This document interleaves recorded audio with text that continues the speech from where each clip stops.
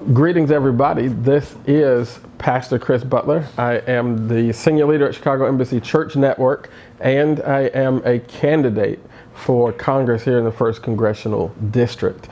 And I am sitting in the home of my father in the faith, my mentor, Bishop Peecher. And we are going to be talking today just about the intersection between Christian leadership, Christian ministry, and civic leadership.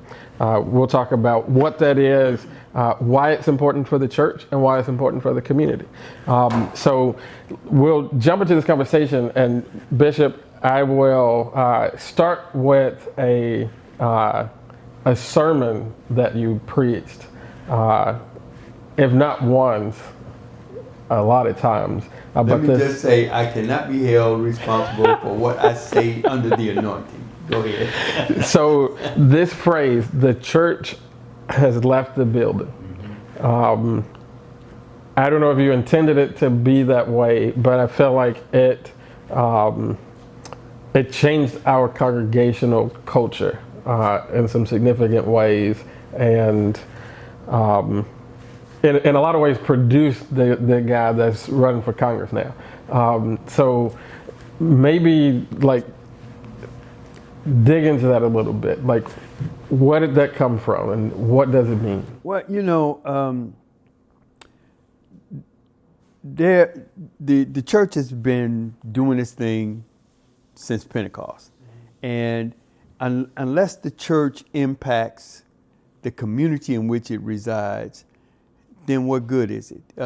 Jesus said, "You are the salt of the earth, but if the salt has lost its saltiness, wherewithal shall it be salted?" We have to add a component to the culture that we're in. So that is the thing, and we can't do that staying inside the building. The community was staying away from our building by the thousands, and so we needed to go and reach them. So we had to get outside the four walls. That's pretty much what that was. And then the peace campaign, when the city was going through the turmoil, one of the spikes in turmoil of gun violence, you and I were praying, separate places, but we were praying about the same thing. And I got a bit of the information, you got a bit of the information. And what the Lord said to you, when there's violence when there's darkness in the room, you don't curse the darkness, you turn on the light. When there's violence in the city, you don't curse the violence, you make peace happen. What he was saying to me while he was telling you that is that blessed are the peacemakers, for they shall be called sons of God. He said the police are peacekeepers, but the church is peacemakers. And I said, okay, that's good information. And then when he said to the disciples, the 12 and the 70, when he sent them out, when you go, greet a place where you're going to stay. And if there's a man of peace, your peace will go to that. If not, let your peace come back to you. So as I was getting that information, the Lord was showing me that we have the ability to make peace in the community. When you came with that, make peace happen, I realized we went to the worst corner in our community and changed the nature of that corner. The church had to get outside the building and into the community. Yeah. So how do you know, the difference? I don't know if difference is the right word, but when somebody is pursuing this kind of civic leadership as part of the Christian mission, what are the distinctives? That's what I should say, not different. What are the distinctives? Well, here's what I've discovered since I turned the church over to you, and you're doing a great job. I want to say it. I want to put that on record. You're doing a good job.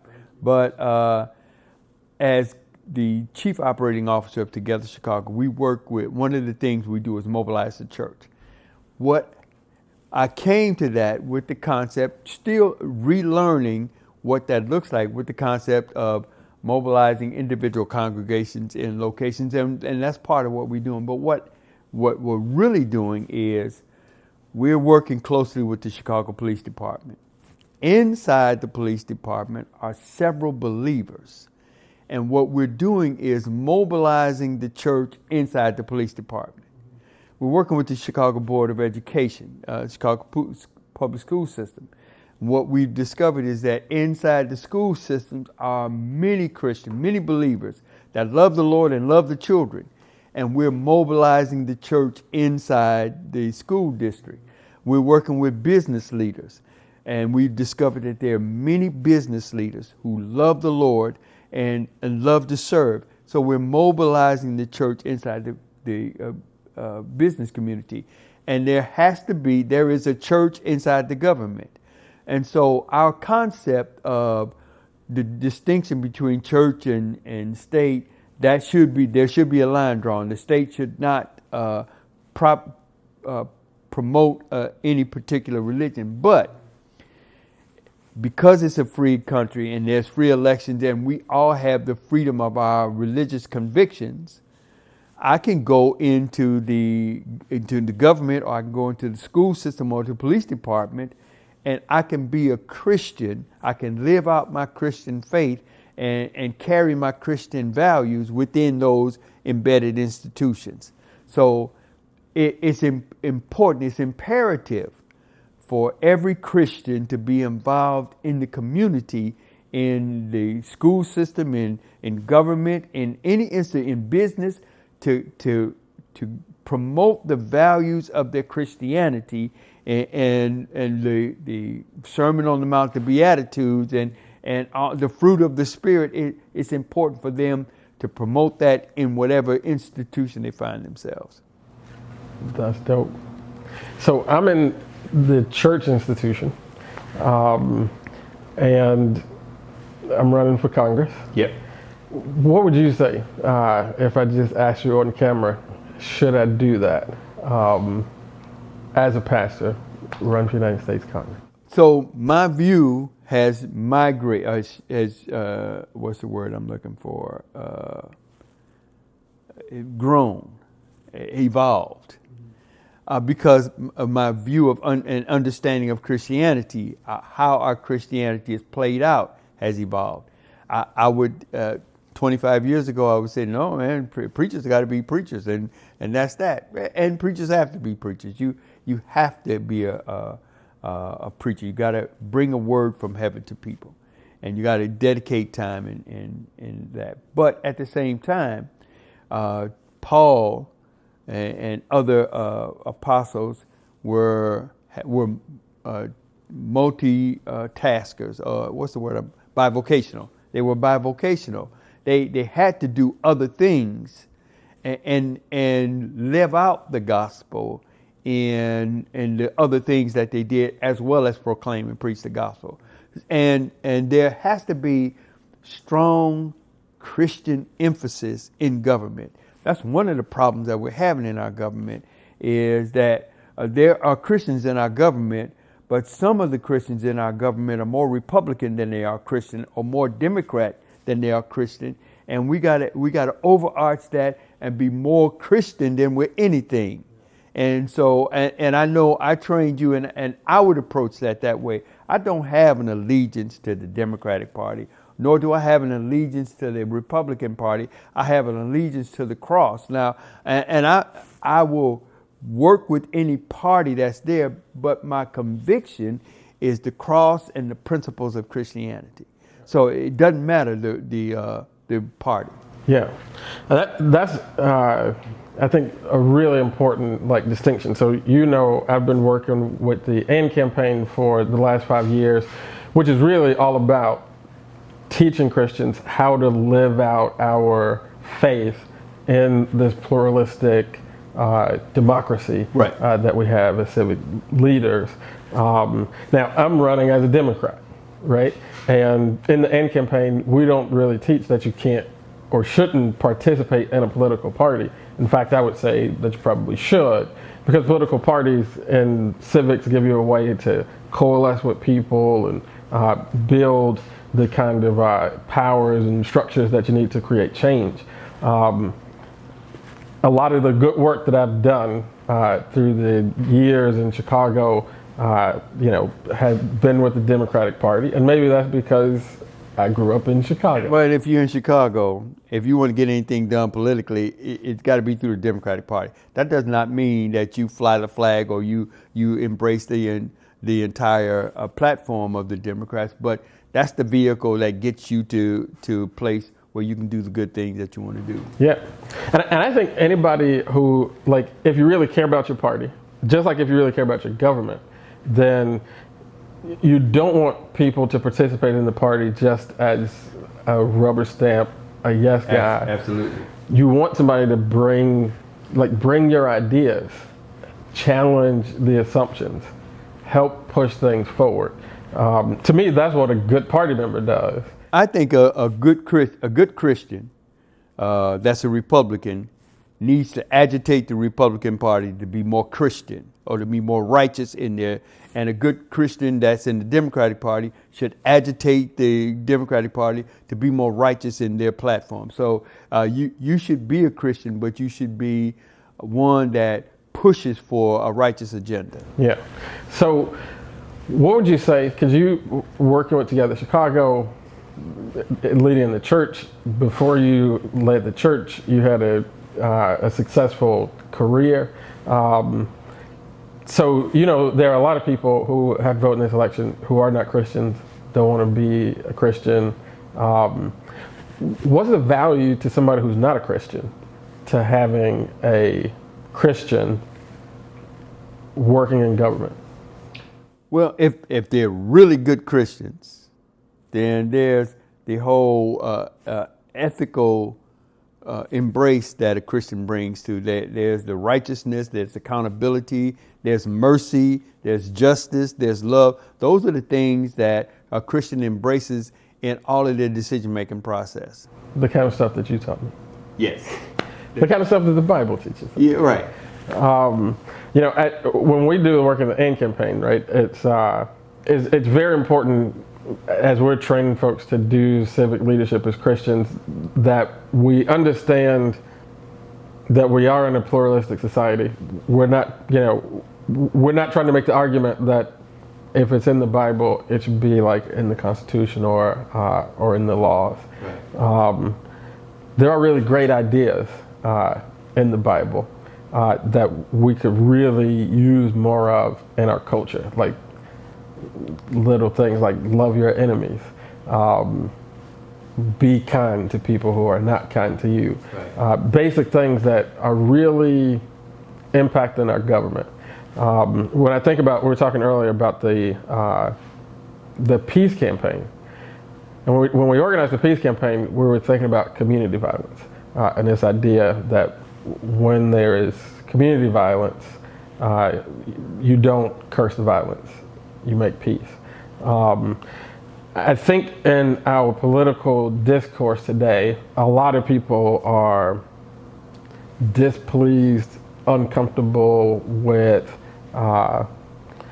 the tenor of the discourse, right? Like it's very vitriolic, caustic, and I think it's because people do see in government and probably in some government figures things that they genuinely don't like, right. Whether it be how they approach and talk about issues of race or police or economics, any matter of things.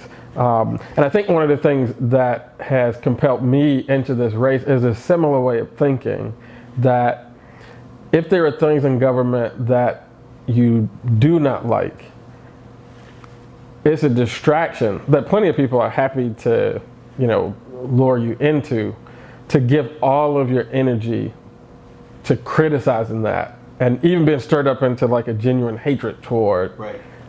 a group of people, a political party, a political ideology. But really, if you want to follow that same model of light casting out darkness, the thing is not to get all stirred up into a enemy-centered politics, but to actually get in, bring fresh ideas, and start moving toward like actual solutions to the actual problem. Blessed are the peacemakers, for they shall be called sons of God. I think the highest aspiration of the Beatitudes is to make peace, to find where there is the best way to move forward. And it is politics. I don't want to legislate politics, legislate religion into our culture, because if we mandated legislation for Christianity, then we also have to mandate legislation for Islam and for Buddha and all. Leave that out. Let the best idea, let the strongest spirit, let the servant attitude, let that win the day. And when it comes down to it, there's no idea, there is no spirit stronger than the Spirit of God. And so if we do what we do in the spirit of excellence, in the spirit of Christ, we don't have to legislate that. Jesus said, I will build my church and the gates of hell will not prevail against it. If I be lifted up, I'll draw all men to myself. So if we go with a strong sense of faith, with the presence of Christ on our lives into government, we'll shine. We'll be salt, we'll be light, and we'll get things done. And I want to commend you when you get to Congress, that you got to shine your light, and if that means you have to agitate and sometimes vote with Republicans to make a point, and then sometimes vote against or vote with Democrats to make a point. What your agenda is not to be a good Democrat or a good Republican. Your agenda is to be a good Christian and to serve the community. That's what you go into Congress for.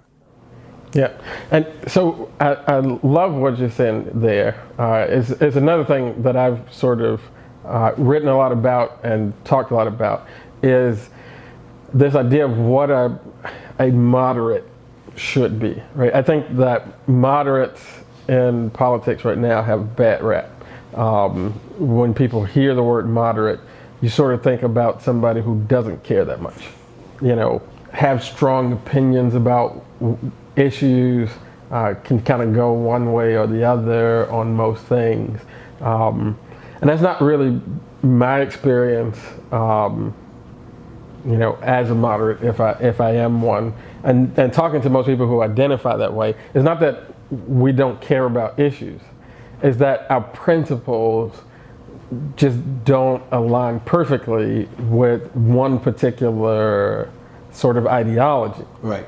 But the things that I'm passionate about, I'm very passionate about. It don't align with one particular political ideology. It aligns strongly with Christian ideology, and some Christian ideology, some Democratic ideology lines up with Christianity. Some Republican ideology lines up with Christianity. But those fringe ideologies that don't line up, you're not excited about. I understand that fully. Yeah, and so it's when you talk about going to Congress and being an agitator, I think that we need more voices in Congress like that. I'm not sure that we have many, if any, but we need a whole lot more who will fight on all the issues, especially the issues of significant importance. Never sort of play back on those issues. It's just going to happen that, like you said, because of the way right works.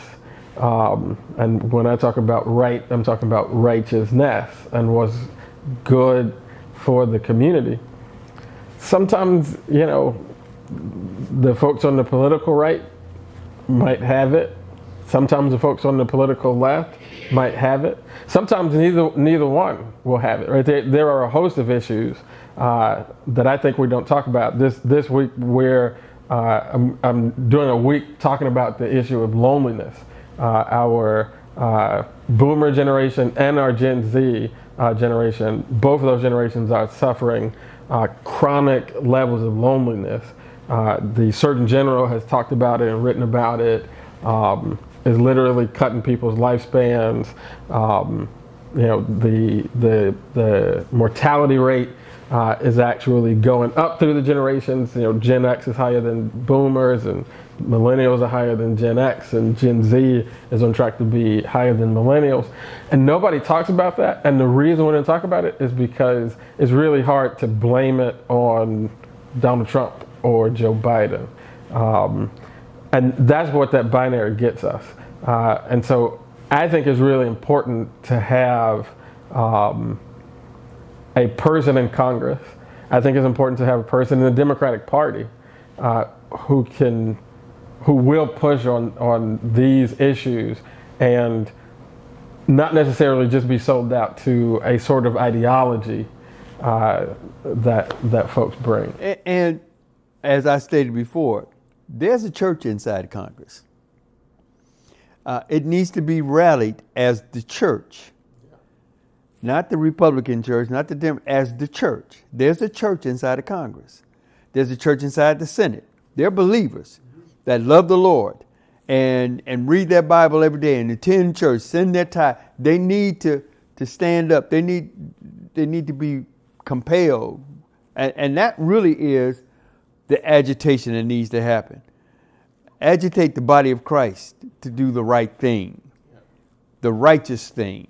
And I think we'll do fine. So, as far as a pastor in the 21st century running for Congress, I think that's a good thing. It sets an example of civic engagement.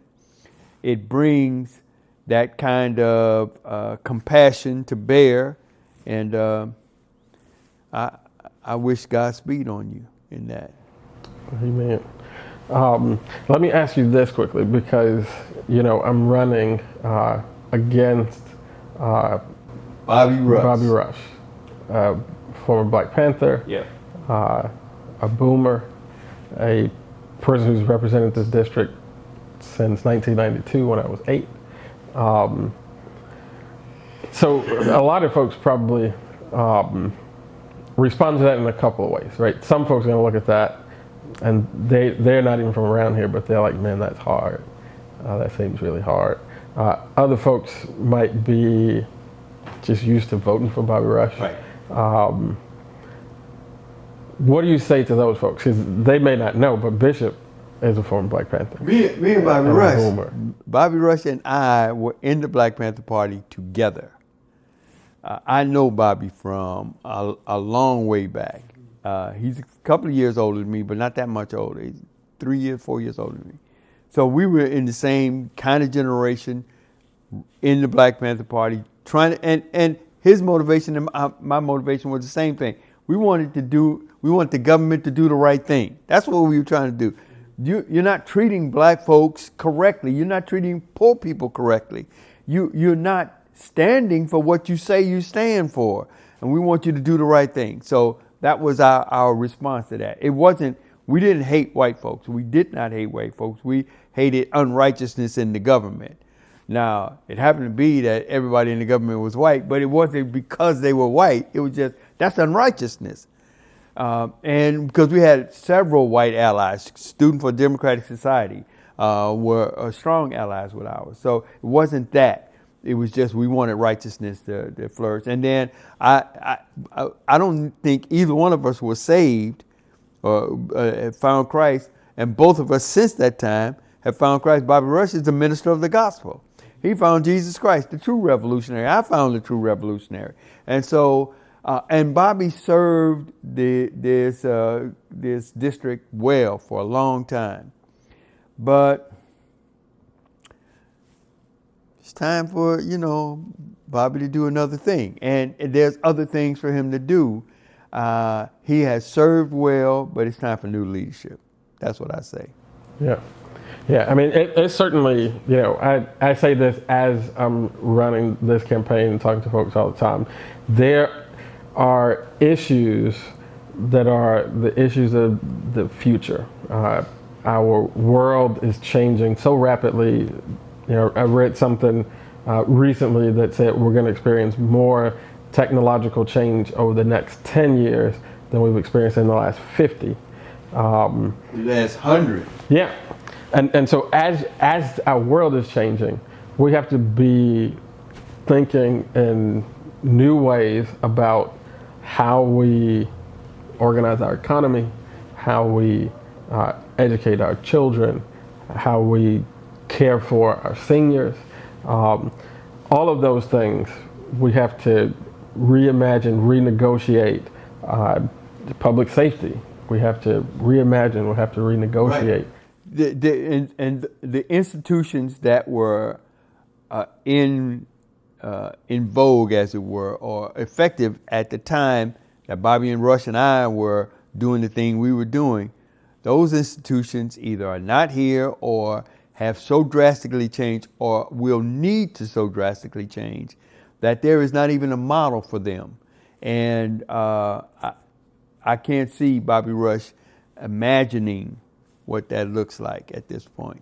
Yeah, and it's very important that we do those things, and I don't see how we get those things done if we just accept a world where, because of politics and the culture of politics, that we just embrace the fact that people are going to hate each other because they live in different neighborhoods, they have different racial makeup. Even, people may not understand that, but like you said, even in the Black Panther days, this was not about you can't talk to somebody if they're white. It was about the issues, and I wasn't there, you were there, but when I read, when I study, when we talk, it's very clear that this is much more about justice, righteousness, economic conditions, real living situations of real people, and those issues cut across culture and race and ethnicity. And I personally believe that there are people at the controls in government and media and a lot of different places who are more than happy to stoke that hatred. Right. But these mountains that we have to climb, these new visions that we have to have, these new systems that we have to create, we won't be able to create them, all the black people over here and all the white people over there and the Christians over here. We have to be able to come together and get that done. Do you agree with that assessment? I think that, and I think the church is going to lead the way in that. And that is the church inside of Congress, the church inside the Senate, the church inside the city government, the church inside the police department, inside the educational system. It's the church that's going to give leadership, because he didn't say to the government, he didn't say to the police department, he said to the church, you are the light of the world, you are the salt of the earth. You are the ones that are going to preserve and lead this world. So as a Christian, you need to be in Congress giving godly leadership to this nation. It's going to be exciting. You got your work cut out for you. But there's an old saying, if you want a job done, get a busy man to do it. So you're going to be very busy, but you know how to handle your time, and you're very conscientious in the way you approach everything you do. So I think you're going to do a great job.